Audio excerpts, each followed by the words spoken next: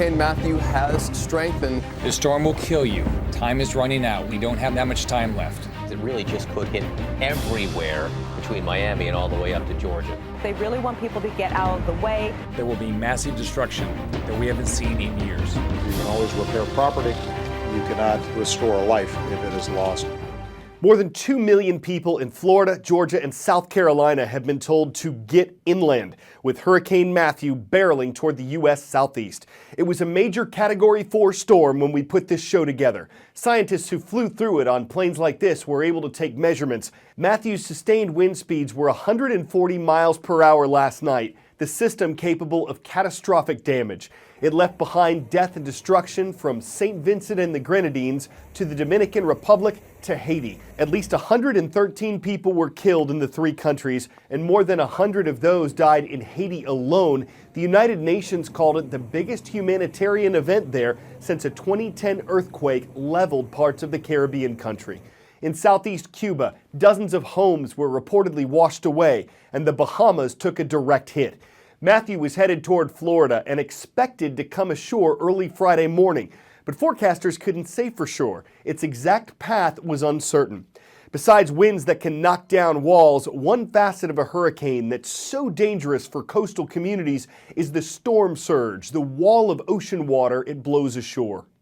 This is a post that represents a rough estimate of what the storm surge could look like in a Category 2, 3, 4, 5 hurricane storm. Look at this. I'm 5'7", okay? I'm not even as tall as the Category 2 surge estimate. This could be 11 to 15 feet of a surge, and you can see that these buildings aren't built that much higher than this post. There's really just about a few feet. These buildings lie only a few feet above sea level here on Tybee Island. The military started naming storms after their wives, their girlfriends, but none of these names were made public. So in 1950, everything changed. Several storms formed out in the Atlantic about the same time. It created a lot of confusion. So the U.S. Weather Bureau said, okay, let's start naming storms. And they actually started by using the World War II alphabet. Abel, Baker, Charlie, Dog, Easy. But this created confusion as well because every year the storm names were the same. It wasn't until 1979 that we started alternating male and female names. We recycle that list every 6 years. In the Atlantic Basin, we use English, Spanish, and French names. No storms are named after a particular person. In fact, you can't request a storm to be named after you. That entire process is handled by the World Meteorological Organization. A storm name will be retired if it is too costly or deadly, and it would be inappropriate to use it in future years. In fact, since 1950, there have been nearly 80 storm names retired. And what happens if we go through all of the storm names? Well, it happened in 2005. We ended up going to the Greek alphabet. So that's what's in a name. It took a long time to get here, but just like each individual name, each storm tends to have its own personality.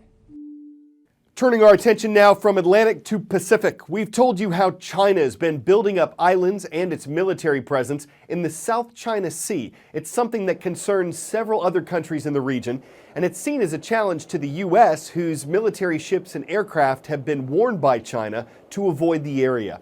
It's only over the past few years that China has dramatically built up its presence here, but it's one issue concerning the Asian country that's expected to confront the next U.S. leader. Here are 3 reasons why China could be the biggest global challenge for the next U.S. president.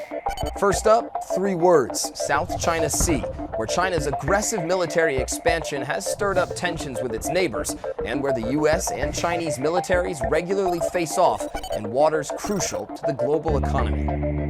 Cybersecurity is also a big issue. China has been accused of targeting the U.S. government and private U.S. businesses, so protecting top-secret information and intellectual property will be a huge challenge. China's economy is also slowing down in a big way.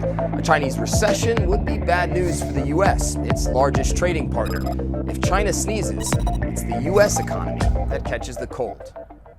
According to the United Nations, food waste is defined as food that's initially safe for people to eat, but it doesn't get eaten because it's left to spoil or it's thrown out. The U.S. government estimates that food waste in America could be as high as 40% of the food supply. But there is a process that ensures that food left to waste doesn't stay that way. Americans send more than 30 million tons of food to the landfill every year. But as the saying goes, one person's trash is another's treasure. Really smelly treasure. I mean, we're not dealing with Bed Bath & Beyond. These are the smells of nature.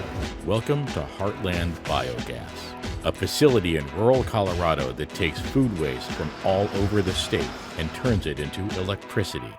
The waste comes from grocery stores, from cafeterias, from restaurants, packing houses that meat preparation, dog food or pet food manufacturing facilities, food processors, just about any place that has a food-based waste. The process Heartland uses is called anaerobic digestion.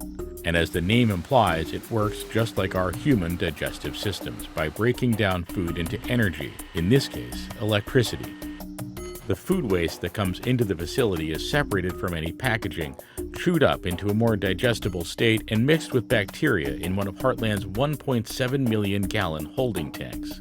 And while in human digestion, gas is far from being the goal, gas is exactly what Heartland is after. Remember the smell from before? It's methane, and it's a great source of renewable energy.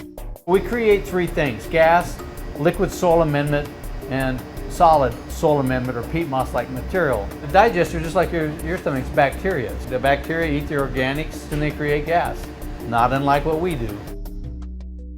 Methane is a powerful greenhouse gas, so when food rots in a landfill and seeps gas into the atmosphere, it's bad news for the environment. In fact, if global food waste were a country, it would be the world's third largest emitter of greenhouse gases. The methane made in Heartland's digesters is pumped into an interstate pipeline, where it can be accessed as a source of clean, renewable power, all while cutting down on harmful emissions. The vast majority of the materials that we process were originally landfilled or disposed of. We can process up to 1,200 tons a day.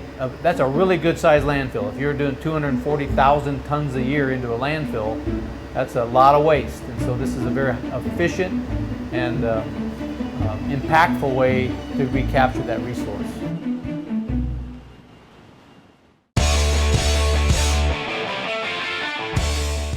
Robots Among Us. This little machine was made by a Japanese car manufacturer. It's supposed to be a conversation partner, so it's okay if it talks back. It would set you back almost $400 plus $3 a month to stay connected. This, on the other paw, is available for a one-time fee of about 120 bucks. It's being marketed as a way to bring people the comfort of a pet without the need for feeding, walking, grooming, or potty training. So will it short-circuit the pet industry? Can we expect to see Bottweilers, Chipper Keys, Battery Hounds, Irish Sensors, Bichon Fuses, and Cirque Italian Greyhounds replace our best friends? If that were to happen, every breed would become a toy. I'm Carl Azus. Hope you have a great weekend ahead.